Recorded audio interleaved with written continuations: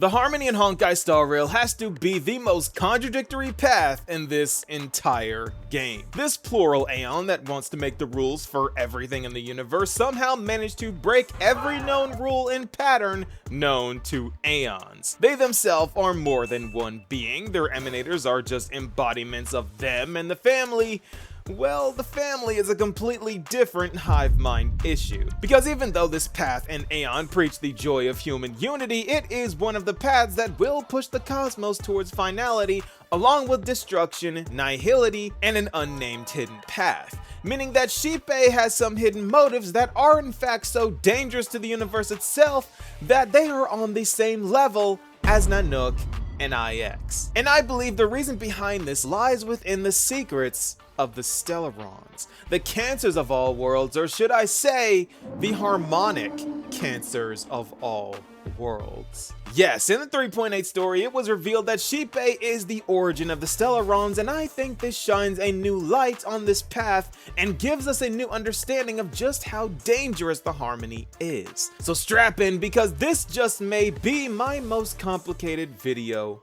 yet. Oh yeah, we are going out with a bang for the last video of 2025, because this is the secrets of the harmonic cancers revealed. Also, just so you know, I have a Discord linked in the description, and we are so close to 1.5 thousand members, and when we make it, we're gonna have a big event, play some games, and have some fun. So make sure you don't miss it. I want to make my Discord the place to be in the Star Rail community in 2026. Okay, so as we know, the Harmony is my favorite path, and this is because it is far from simple and breaks every possible rule.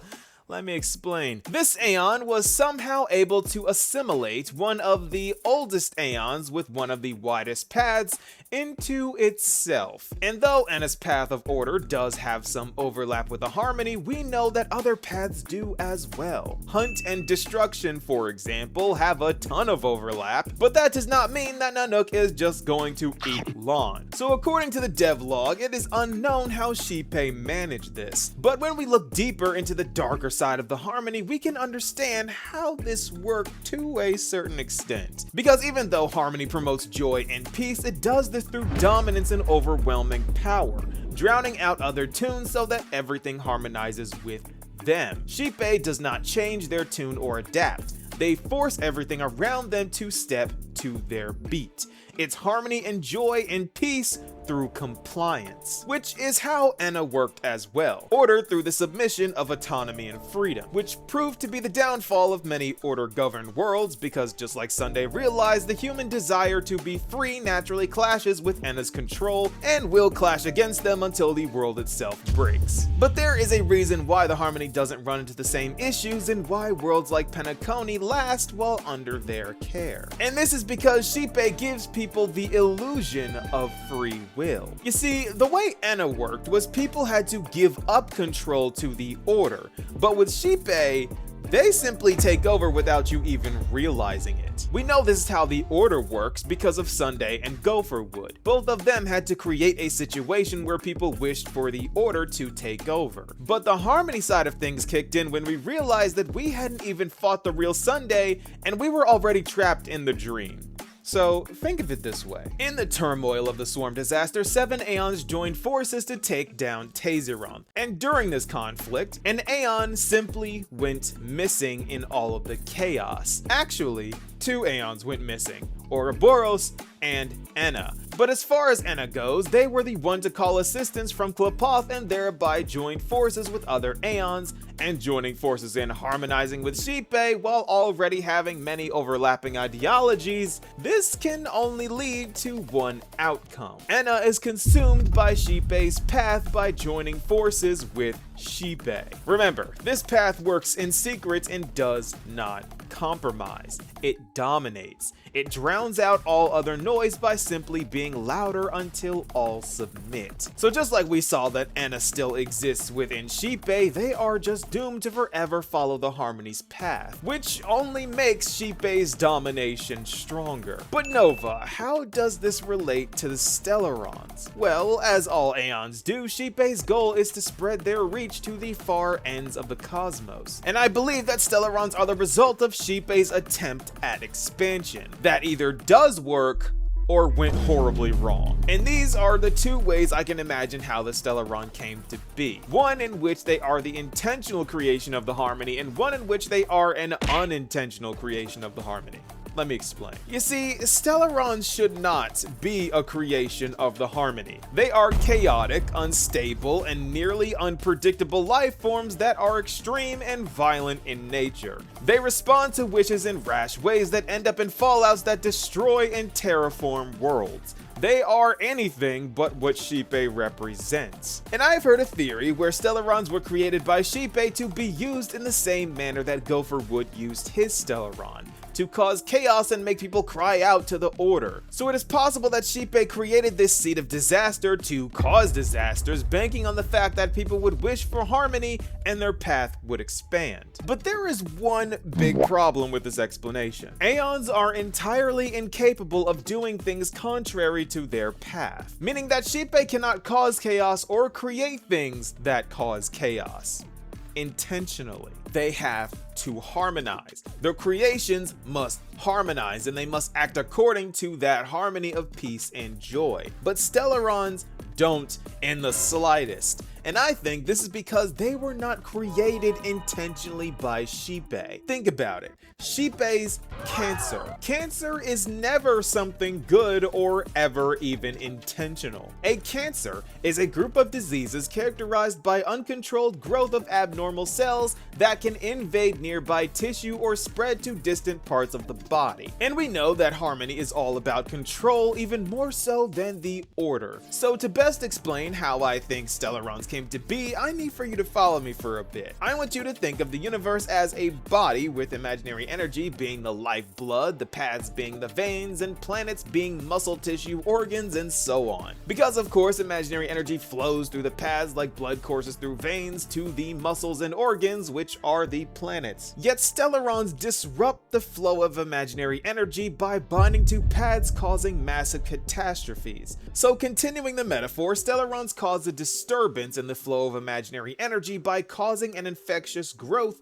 within the paths of a specific place. Then it builds and builds, getting bigger and bigger until a catastrophe happens and the world dies. It is a cancer because it infects the path of a planet or organ and then forms a metaphorical tumor that blocks the blood flow of the world and disrupts its imaginary energy until it dies. That is how cancers work, and that is how Stellarons work.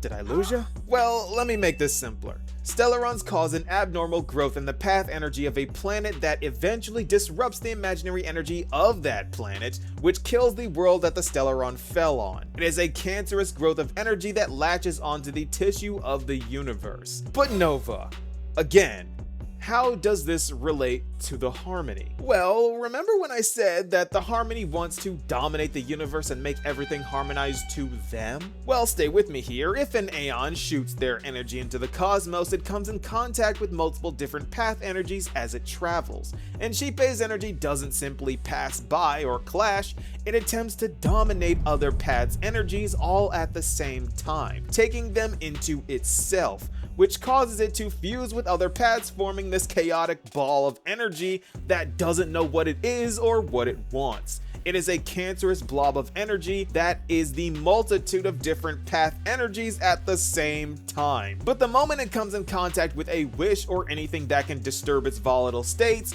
bad things happen and everything spirals out of control. So I think as Xipe sings, their voice comes in contact with other paths and creates Stellarons from trying to harmonize other paths into itself, because the nature of harmony is to make everything fall in line. This is why Stellarons grant wishes and speak in a voice that echoes with multiple other voices.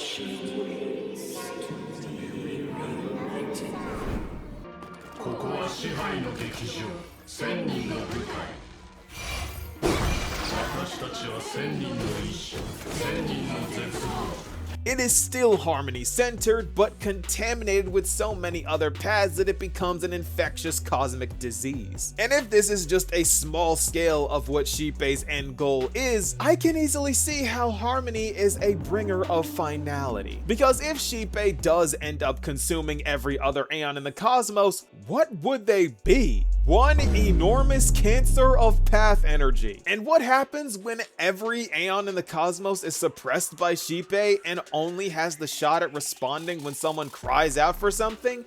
The overreaction to end all overreactions. Because every Aeon within Xipe could respond the same way a Stellaron could tether to any path. And instead of a planet-wide devastation, we might be looking at a galaxy-level fallout every single time someone wishes on Xipe, the Omni Aeon. Remember, all it took was a single Aqua Sprite's desire for vengeance to flood the entire planet of Lushaka. A single desire, a single wish, took out an entire planet. And I don't know if it's the pressure being built up from the imaginary energy disruption or just the volatile nature of path energies fusing together, because just calling on Enna from within Xipe caused the Penacony issue that consumed the entire Asdana star system. So what happens when every path is within Xipe? In my opinion, at that point, Xipe would just become an Aeonic Stellaron, a cancerous abomination of every path in the cosmos,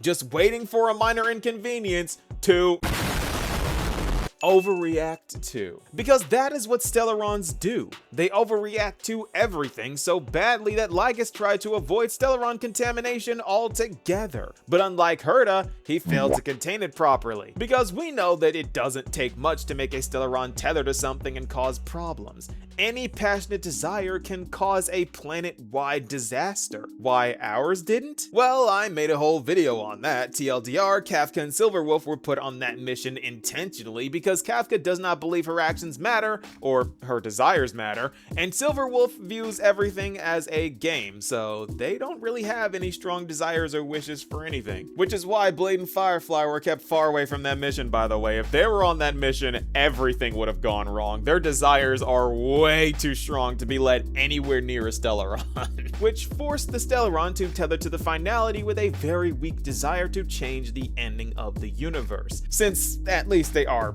finality followers, so it had to tether to something, so that's what it found.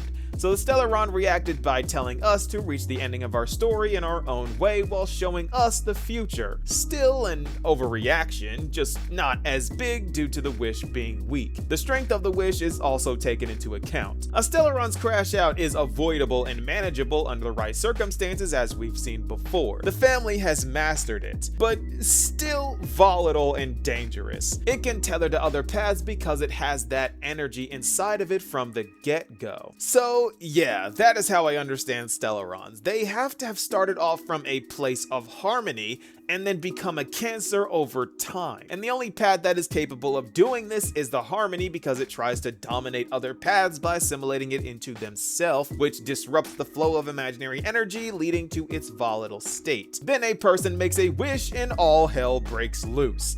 I'm sorry, harmony is weird and I could be wrong, but for the moment, this makes sense to me. Because this is the secrets of the harmonic cancers revealed. Thus concludes the final video of 2025. Going out with what I think is possibly the most complex and confusing videos I've ever released. But if you didn't understand why I can't stand Xipe, you know why now. This Aeon has made it their job to make my job harder. They have the potential to become a universal threat through their nature of domination. And if left unchecked, Xipe could consume more Aeons, and I can't even imagine how terrible everything would be at that point. And just so you know, I think Xipe's third face is Ouroboros. So yes, I mean consume more Aeons. But what do you guys think? Be sure to let me know, and I'll see you all in next year's video. Peace, y'all.